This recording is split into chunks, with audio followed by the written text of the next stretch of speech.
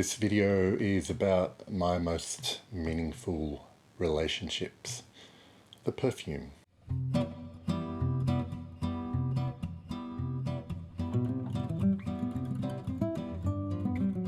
My most meaningful relationships is made by the house of Filigree and Shadow.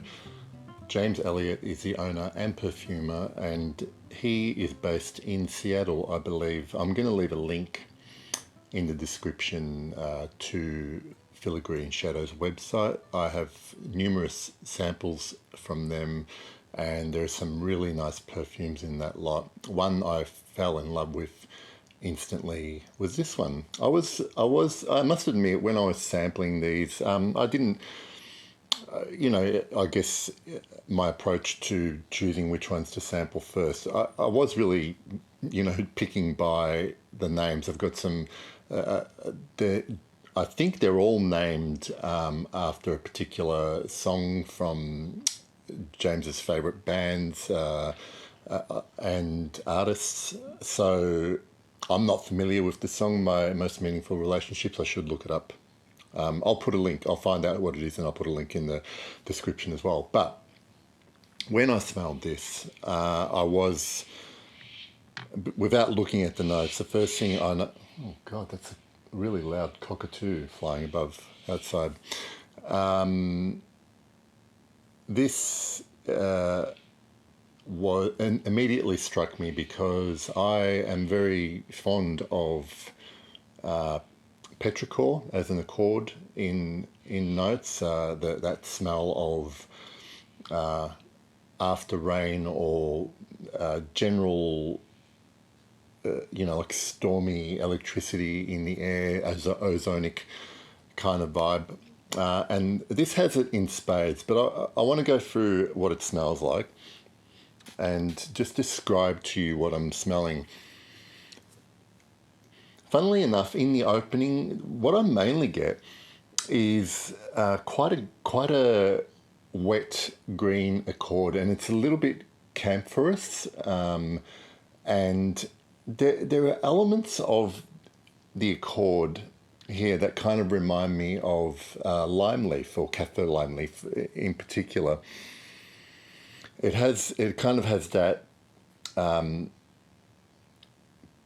that piquant, sharp pepperiness to it, but it's all enveloped in this beautifully electrically charged atmosphere of thunderstorms, or a thunderstorm that's just passed through, and then in the base, although vetiver is listed as the base note in this fragrance, it's really an implication of earth. So you get, it's a beautiful olfactory painting of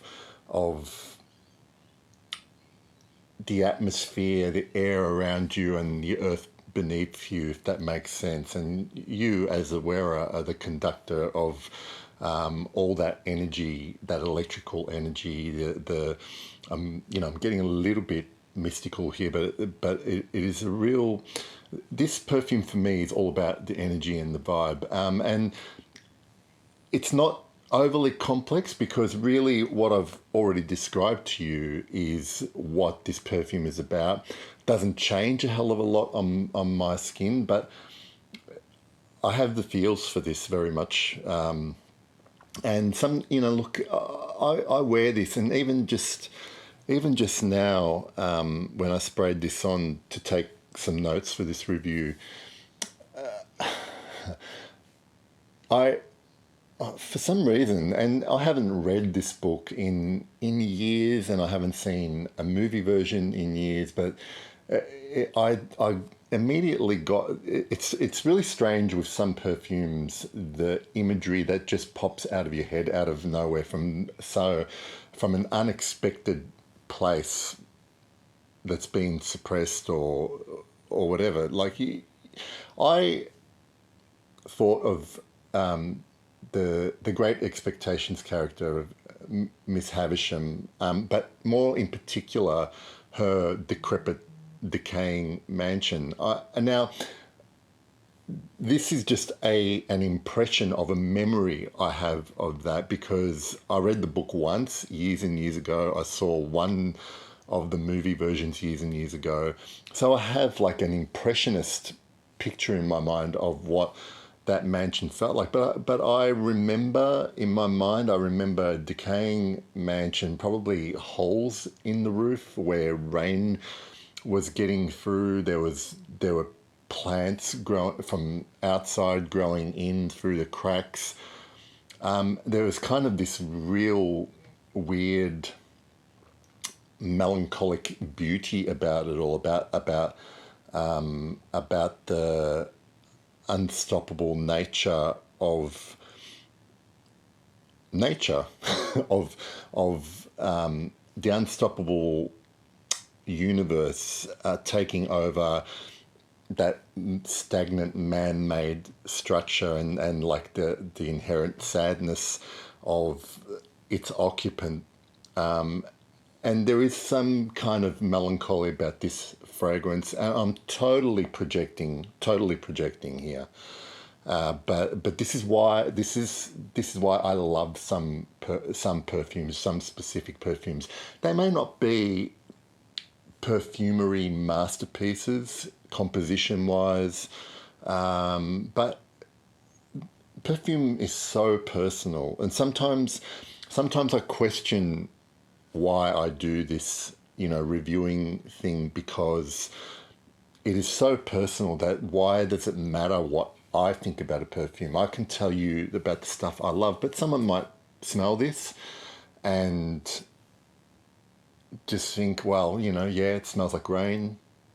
It's a bit woody, a bit earthy. There is this greyness about it, but it doesn't have any meaning to them, and that's fine. That's what I would like to think.